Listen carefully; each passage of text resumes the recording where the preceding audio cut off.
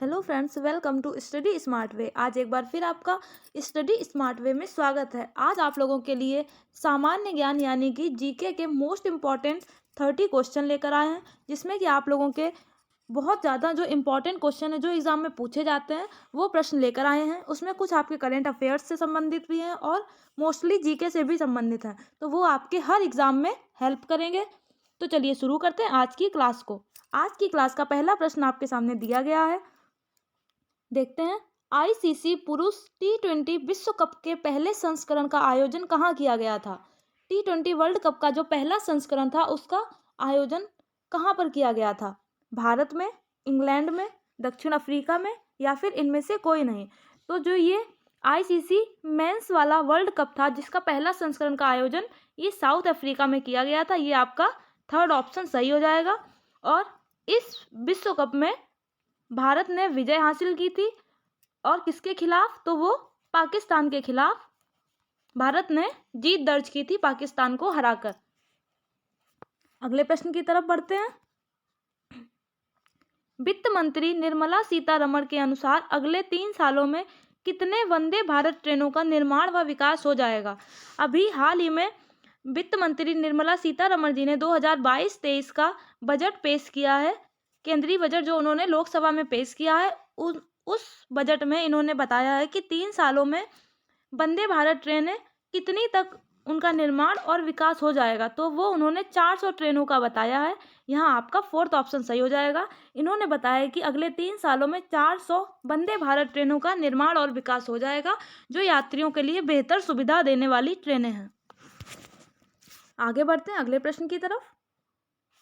अगला प्रश्न, ताप्ती नदी के तट पर सूरत में 1907 के कांग्रेस अधिवेशन की अध्यक्षता किसने की थी? 1907 के कांग्रेस अधिवेशन की अध्यक्षता पूछ रहा है किसने की थी सूरत में? दादा भाई नौरोजी, फिरोज शाह मेहता, लाला हरदयाल या फिर गोपाल कृष्ण गोखले। तो जो 1907 का कांग्रेस अधिवेशन था इसकी अध्यक्षता फिरोज शाह मेहता ने की थी। ये आपका सेकेंड ऑप्शन यहाँ पर सही हो जाएगा। और इस कांग्रेस अधिवेशन में के दौरान नरमपंथियों और उग्रवादियों के बीच मतभेद हो गया था, जिसमें कि कांग्रेस का पहला विभाजन हुआ था। आगे बढ़ते हैं अगले प्रश्न की तरफ। डोगा शब्द से क्या अभिप्राय है? डोगा शब्द से पूछा जा रहा है कि क्या अभिप्राय है। आपके सामने 4 ऑप्शन दिए गए हैं। एक प्रकार का बर्तन है, योग का एक रूप नहीं है, प्रोप के रूप में कुत्तों का उपयोग करके योग का एक प्रकार है, या फिर उपरोक्त में से कोई नहीं। तो जो ये डोगा शब्द है ये योग से संबंधित है। और यहाँ आपका जो थर्ड ऑप्शन दिया गया है, प्रोप के रूप में कुत्तों का उपयोग करके योग का एक प्रकार है, तो डोगा शब्द इसी से संबंधित है। यहाँ आपका थर्ड ऑप्शन सही हो जाएगा। आगे बढ़ते हैं अगले प्रश्न की तरफ। अगला प्रश्न क्या है? किसने अपने संविधान में संशोधन किया और भारत की आज़ादी के बाद गोवा को अपना राज्य घोषित किया लेकिन असफल रहा? गोवा को अपना राज्य किसने घोषित किया था भारत की आज़ादी के बाद? अंग्रेजों ने, डचों ने, पुर्तगाली ने या फिर फ्रेंच ने? तो गोवा को अपना राज्य ये पुर्तगालियों ने घोषित किया था, लेकिन ये उसमें असफल रहे थे। तो यहाँ आपका ये थर्ड ऑप्शन सही हो जाएगा। आपको गोवा के बारे में एक और जो इम्पोर्टेंट बात है वो बता देते हैं कि गोवा को भारत की आज़ादी मिलने के 14 वर्ष बाद आज़ादी मिली है। 14 वर्ष, आज़ादी के 14 वर्ष तक गोवा पुर्तगालियों के संरक्षण में ही रहा, यानी कि पुर्तगालियों से आज़ादी गोवा को भारत के आज़ाद होने के 14 वर्ष बाद मिली, 19 दिसंबर 1961 में ये भारत का हिस्सा बना है। तो ये डेट याद रखिएगा, 19 दिसंबर 1961 को गोवा भारत का हिस्सा बना है। आगे बढ़ते हैं अगले प्रश्न की तरफ। भारत का संविधान कब से लागू हुआ? मोस्ट इम्पॉर्टेंट क्वेश्चन है और सबसे ज़्यादा कन्फ्यूजन वाला क्वेश्चन है। इसको लिख लीजिएगा और याद कर लीजिएगा। भारत का संविधान कब से लागू हुआ? 15 अगस्त 1950, 26 जनवरी 1950, 15 अगस्त 1947 या फिर 26 जनवरी 1947। तो भारत का संविधान जो है ये 26 जनवरी 1950 से लागू हुआ है। यहाँ आपका सेकेंड ऑप्शन सही हो जाएगा। और अगर क्वेश्चन होता है कि भारत का संविधान कब तैयार हुआ, तो वो 26 नवंबर 1949 है। 26 नवंबर 1949 को भारत का संविधान तैयार हो गया था और 26 जनवरी 1950 को लागू हुआ है। तो यहाँ आपका ये सेकेंड ऑप्शन सही हो जाएगा। आगे बढ़ते हैं अगले प्रश्न पर। भारत का अंतिम गवर्नर जनरल कौन था? पूछा जा रहा है जो लास्ट गवर्नर जनरल था भारत का वो कौन था? लॉर्ड डलहौजी, लॉर्ड कैनिंग, सी राजगोपालाचारी या फिर लॉर्ड माउंटबेटन। तो जो भारत के अंतिम गवर्नर जनरल थे वो चक्रवर्ती राजगोपालाचारी थे। ये आपका यहाँ पर थर्ड ऑप्शन सही हो जाएगा। और अगर पूछा जाता भारत का प्रथम गवर्नर जनरल कौन था तो वो लॉर्ड विलियम बेंटिक। तो ये भारत के प्रथम गवर्नर जनरल थे और चक्रवर्ती राजगोपालाचारी ये भारत के अंतिम गवर्नर जनरल थे। तो यहाँ पे आपका ये थर्ड ऑप्शन सही हो जाएगा। आगे बढ़ते हैं अगले प्रश्न की तरफ। अगला प्रश्न क्या है? निम्न में से किस देश ने आईसीसी पुरुष T20 विश्व कप का एक भी खिताब नहीं जीता है? T20 वर्ल्ड कप का एक भी खिताब किसने नहीं जीता है? ऑस्ट्रेलिया, पाकिस्तान, श्रीलंका या फिर इंग्लैंड। तो जिसने एक भी विश्व कप T20 नहीं जीता है वो देश है ऑस्ट्रेलिया। यहाँ आपका ये पहला ऑप्शन सही हो जाएगा। ऑस्ट्रेलिया ने अभी तक T20 पुरुष का एक भी वर्ल्ड कप नहीं जीता है। तो यहाँ आपका ये पहला ऑप्शन सही हो जाएगा। और T20 जो होता है ये 20 ओवर का होता है और जो 50 ओवर का मैच होता है उसमें सबसे ज़्यादा बार ऑस्ट्रेलिया ने वर्ल्ड कप जीता है। जो 50 ओवर का होता है उसमें 5 बार ऑस्ट्रेलिया ने वर्ल्ड कप जीता है। इसको भी याद रख लीजिएगा, एग्जाम में पूछ दिया जाता है कि किसने सबसे ज़्यादा बार फाइनल वर्ल्ड कप किसने सबसे ज़्यादा बार जीता है तो वो ऑस्ट्रेलिया हो जाएगा। आगे बढ़ते हैं अगले प्रश्न की तरफ। अगला प्रश्न क्या है? पश्चिमी दुनिया में पहली बार एक विश्व धर्म संसद शिकागो में योग को किसने संबोधित किया था? विश्व धर्म संसद शिकागो में योग को सबसे पहले किसने संबोधित किया था? स्वामी विवेकानंद, महात्मा गांधी, नरेंद्र मोदी और बराक ओबामा। तो जो सबसे पहले योग को शिकागो में संबोधित किया था वो थे स्वामी विवेकानंद जी। यहाँ आपका पहला ऑप्शन सही हो जाएगा। और इन्होंने कब किया था तो वो 1893 में। आगे बढ़ते हैं अगले प्रश्न पर। जवाहरलाल नेहरू ने प्रधानमंत्री पद की शपथ कब ली थी? 11 अगस्त 1947, 15 अगस्त 1947, 16 अगस्त 1947 या फिर 13 अगस्त 1947। तो जवाहरलाल नेहरू ने प्रधानमंत्री पद की शपथ ये 15 अगस्त 1947 को ली थी। यहाँ आपका सेकेंड ऑप्शन सही हो जाएगा। और 15 अगस्त 1947 को प्रधानमंत्री की शपथ लेकर ये भारत के पहले प्रधानमंत्री बन गए थे। तो भारत के पहले प्रधानमंत्री कौन थे? जवाहरलाल नेहरू जी थे। और इन्होंने प्रधानमंत्री पद की शपथ कब ली तो 15 अगस्त 1947 को। आगे बढ़ते हैं अगले प्रश्न पर। भारत में दिया जाने वाला सर्वोच्चम वीरता पुरस्कार कौन सा है? जो सर्वोत्तम वीरता पुरस्कार है वो भारत में कौन सा दिया जाता है? परमवीर चक्र, अर्जुन पुरस्कार, कीर्ति चक्र और महावीर चक्र। तो जो वीरता के लिए सर्वोत्तम पुरस्कार है वो परमवीर चक्र है। यहाँ आपका पहला ऑप्शन सही हो जाएगा।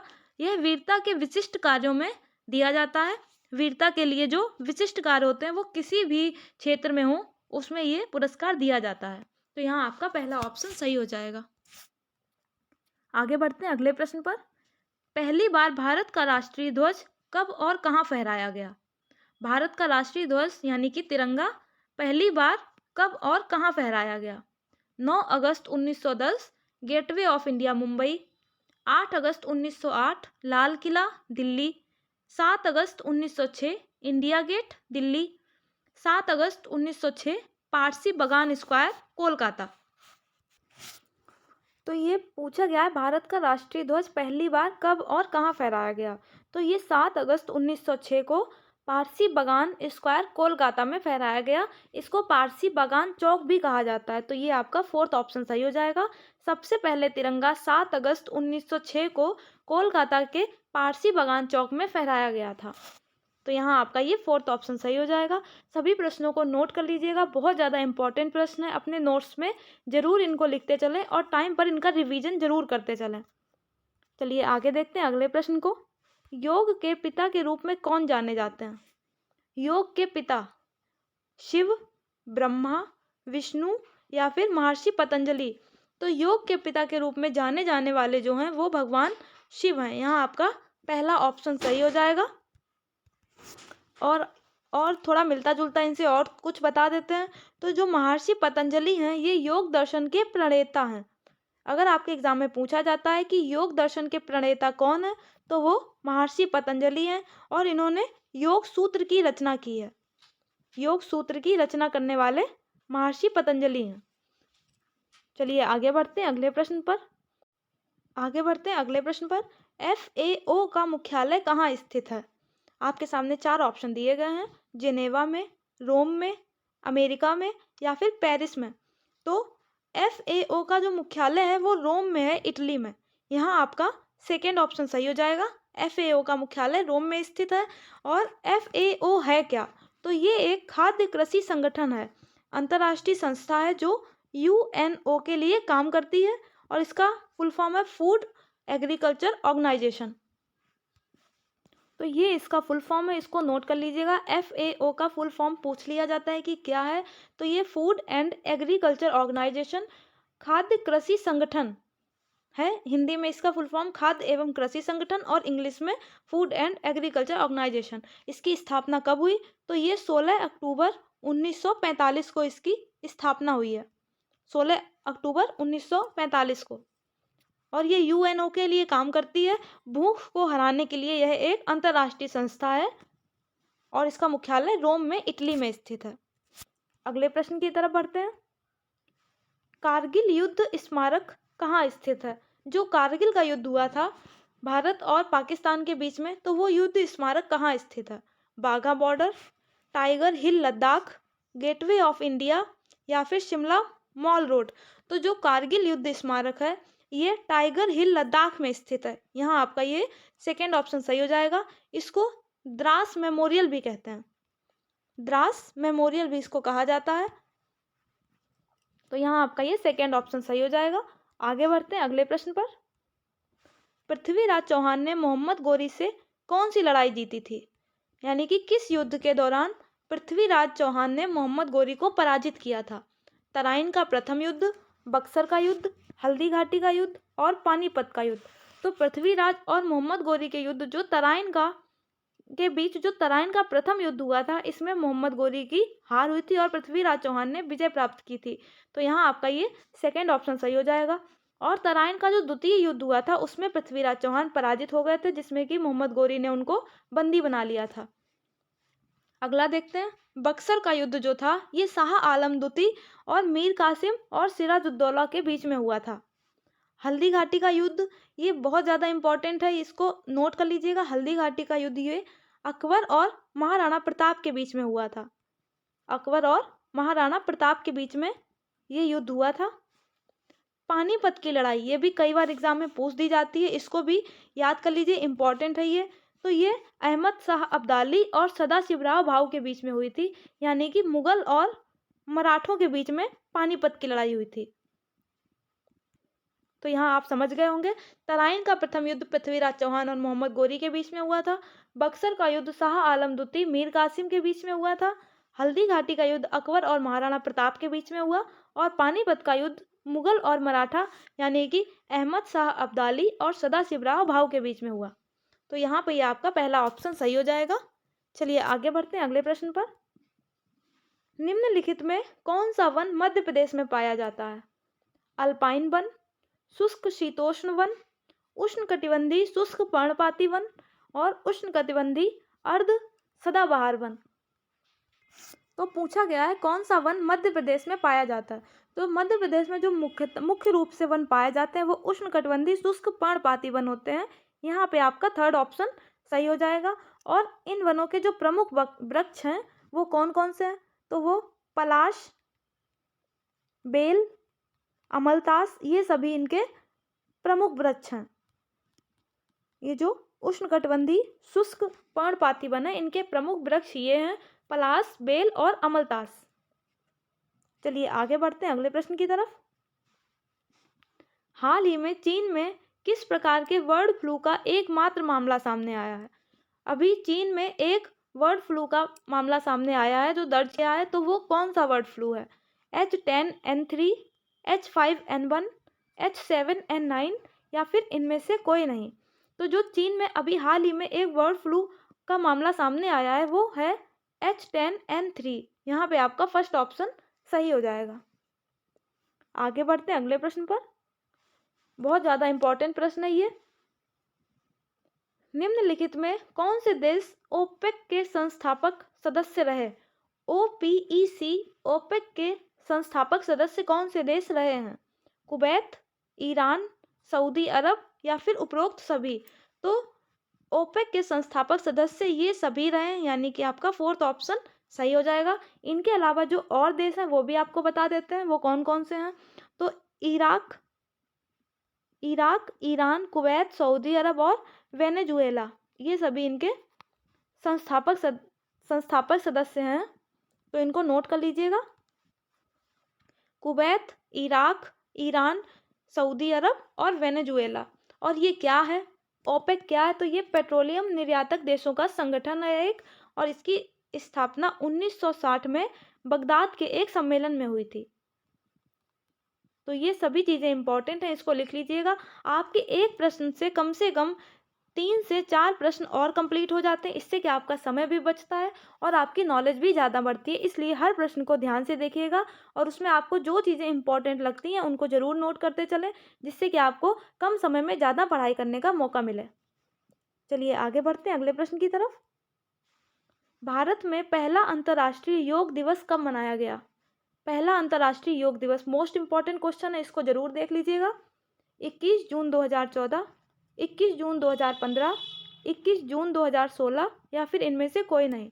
तो भारत में जो पहला अंतर्राष्ट्रीय योग दिवस मनाया गया था वो 21 जून 2015 को मनाया गया था। यहाँ आपका सेकेंड ऑप्शन सही हो जाएगा। और जो अभी 2022 का योग दिवस था उसकी थीम क्या थी? तो ये भी इम्पॉर्टेंट क्वेश्चन है, इसको लिख लीजिएगा। तो ये 2022 के अंतर्राष्ट्रीय योग दिवस की थीम थी योग के साथ रहें, घर पर रहें। इसको नोट कर लीजिएगा, हो सकता है आपके एग्जाम में पूछ दिया जाए, क्योंकि आगे अभी योग दिवस आ रहा है तो उससे पिछले का पूछ सकते हैं। इसलिए इसको नोट कर लीजिएगा कि 2022 के अंतर्राष्ट्रीय योग दिवस की थीम योग के साथ रहें, घर पर रहें। कोविड की वजह से इस थीम का उपयोग किया गया, इसलिए ज़्यादा इंपॉर्टेंट है। तो चलिए आगे बढ़ते हैं अगले प्रश्न की तरफ। तंबाकू की फसल में कौन सा रसायन मनुष्य के तंत्रिका तंत्र पर प्रभाव डालता है? तंबाकू की फसल में ऐसा कौन सा रसायन होता है जो कि मनुष्य के शरीर के तंत्रिका तंत्र पर बहुत गहरा प्रभाव डालता है?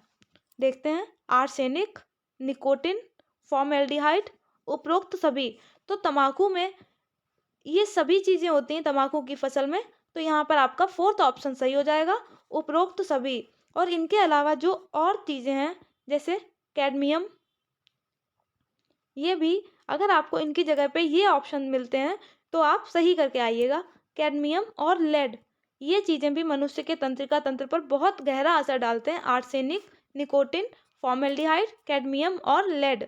इसमें जो ये निकोटिन है ये बेहद नशीला और जहरीला रसायन है जो मनुष्य के तंत्रिका तंत्र पर बहुत बुरा असर डालता है, पूरी तरह से नष्ट कर देता है। तो यहाँ आपका ये फोर्थ ऑप्शन सही हो जाएगा। ये सभी रसायन जो हैं मनुष्य के तंत्रिका तंत्र पर बहुत गहरा और खराब प्रभाव डालते हैं। आगे बढ़ते हैं अगले प्रश्न पर। कारगिल युद्ध किस वर्ष लड़ा गया? कारगिल युद्ध को किस वर्ष लड़ा गया? तो देखते हैं कब हुआ है ये कारगिल युद्ध। 1997, 1999, 1998 और 1996। तो कारगिल युद्ध जो है ये 1999 में लड़ा गया है। यहाँ आपका सेकेंड ऑप्शन सही हो। ये कश्मीर के कारगिल जिले में लड़ा गया। मई से जुलाई तक ये युद्ध चला है। मई से जुलाई 1999 तक ये युद्ध चला है। और इस युद्ध में जो भारत की तरफ से सेना गई थी उसका नाम था ऑपरेशन विजय। याद रखिएगा, ऑपरेशन विजय। तो यहाँ आपका ये सेकेंड ऑप्शन सही होता है। कारगिल युद्ध 1999 में लड़ा गया। आगे बढ़ते हैं अगले प्रश्न पर। ताजमहल के अलावा आगरा का कौन सा स्मारक यूनेस्को की विश्व धरोहर में शामिल है? ताजमहल के अलावा आगरा का ऐसा कौन सा स्मारक है जो यूनेस्को की विश्व धरोहर स्थल में शामिल है? तो देखते हैं कौन सा है। आगरा का किला, फतेहपुर सीकरी, सिकंदरा और ए और बी दोनों। तो ताजमहल के अलावा जो है ये आगरा का किला और फतेहपुर सीकरी, ये दोनों ही यूनेस्को की विश्व धरोहर में शामिल हैं। तो यहाँ पे आपका फोर्थ ऑप्शन बिल्कुल सही हो जाएगा, आगरा का किला और फतेहपुर सीकरी। आगे बढ़ते हैं अगले प्रश्न पर। भारत का सबसे छोटा केंद्र शासित प्रदेश कौन सा है? मोस्ट इंपॉर्टेंट क्वेश्चन है। भारत का सबसे छोटा केंद्र शासित प्रदेश पूछा गया है, कौन सा है? पांडुचेरी, लक्षद्वीप, अंडमान निकोबार और इनमें से कोई नहीं। तो जो भारत का सबसे छोटा केंद्र शासित प्रदेश है वो लक्षद्वीप है। यहाँ आपका सेकेंड ऑप्शन सही हो जाएगा। तो ये लक्षद्वीप है, ये जनसंख्या और क्षेत्रफल दोनों की ही दृष्टि से भारत का सबसे छोटा केंद्र शासित प्रदेश है। और अगर यहाँ पूछा जाता कि भारत का सबसे बड़ा केंद्र शासित प्रदेश कौन सा है, तो आपको बता देते हैं कि अगर क्षेत्रफल की दृष्टि से पूछा जाता तो वो अंडमान निकोबार है। क्षेत्रफल की दृष्टि से सबसे बड़ा अंडमान निकोबार है। और जनसंख्या की दृष्टि से अगर पूछा जाता तो सबसे बड़ा दिल्ली है। इनको नोट कर लीजिएगा। भारत का सबसे बड़ा जनसंख्या की दृष्टि से जो केंद्र शासित प्रदेश है वो दिल्ली है, और सबसे बड़ा क्षेत्रफल की दृष्टि से केंद्र शासित प्रदेश अंडमान निकोबार है। और यहाँ पूछा गया था सबसे छोटा केंद्र शासित प्रदेश कौन सा है, तो वो लक्षद्वीप है। आगे बढ़ते हैं अगले प्रश्न पर। कारगिल युद्ध के दौरान कश्मीर में पाकिस्तानी घुसपैठ ऑपरेशन का क्या नाम था? यानी कि कारगिल युद्ध के दौरान कश्मीर में जो पाकिस्तानी आतंकवादियों ने घुसपैठ की थी, उन्होंने अपने ऑपरेशन का क्या नाम दिया था? Operation Sindhu, operation Ghazni, operation Badr या फिर इनमें से कोई नहीं। तो पाकिस्तान ने अपने ऑपरेशन का नाम दिया था ऑपरेशन बद्र। यहाँ आपका ये थर्ड ऑप्शन सही हो जाएगा। और जो अभी आपको बताया, जो भारत ने अपनी सेना भेजी उसको जो ऑपरेशन, उस ऑपरेशन को क्या नाम दिया था, तो वो ऑपरेशन विजय था। और यहाँ पर ऑपरेशन विजय ऑपरेशन बद्र पर भारी पड़ा था और ऑपरेशन विजय की विजय हुई थी।